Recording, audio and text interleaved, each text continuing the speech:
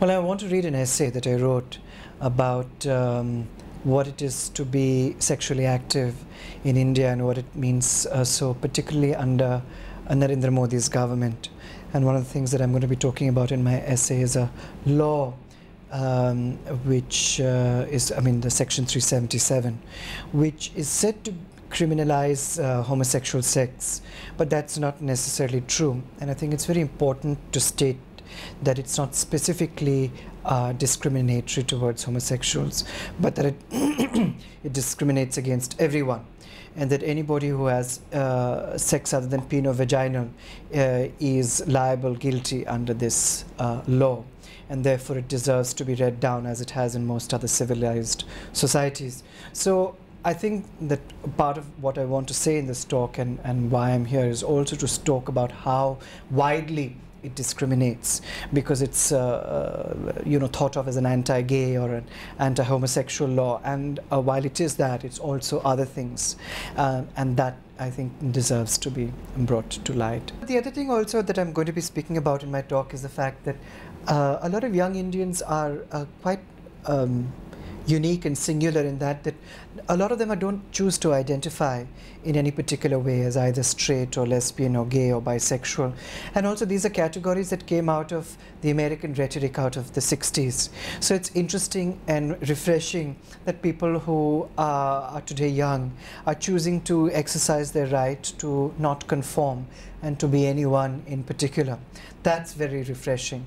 But as you quite rightly pointed out, and in sharp contrast to that are laws like Section 377, which were brought in by the British and still exist to govern people's private lives and what they do in their bedroom. It's very important to add to the debate the fact that it is not specific to homosexuals, that all people who are sexual in a certain way in India, or people who are visiting India, are guilty or can be guilty under Section 377, and that's really important to talk about, because I think that's been lost and it's been seen too much as an anti-gay law, and that's not the case entirely.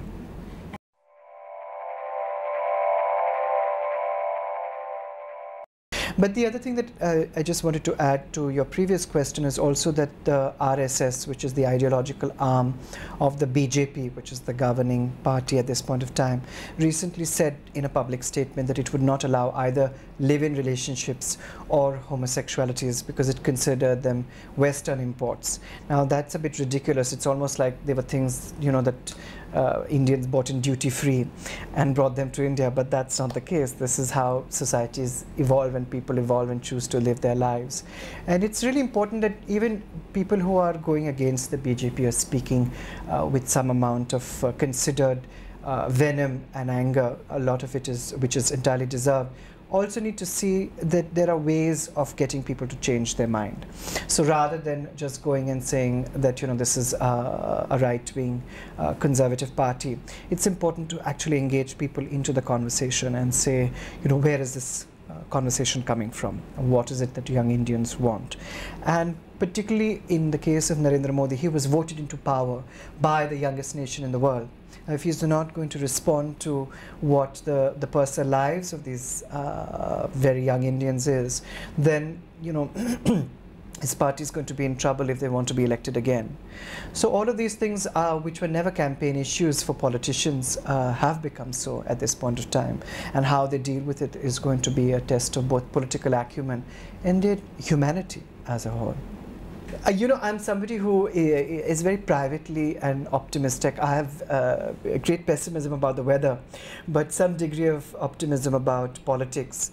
And while it is true that Mr. Modi has had some amount of trouble in the state of Gujarat in 2002,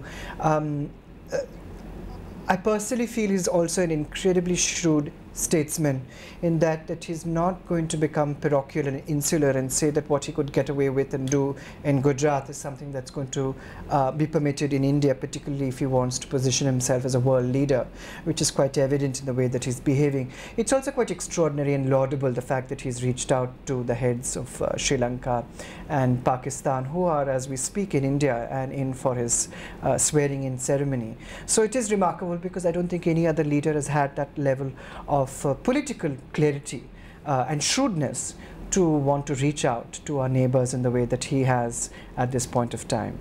You know, what has been remarkable about this election for me is to see how much subliminally people have been political.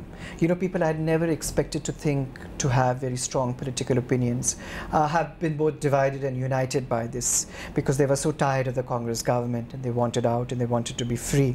So while it's been a sort of social media kind of advocacy that's happening, I hope that it's a first step. I hope that the generation that is now talking about how much they either hate or love Mr. Modi on Facebook are actually going to become participants in the process that allows Mr. Modi to become Prime Minister. So it's going to go from something that was quite decorative to something that's quite more intrinsic to who they are. I think that's really important, that they each individually take roles of political agency, and each one of them understands how powerful they can be if they wish to be.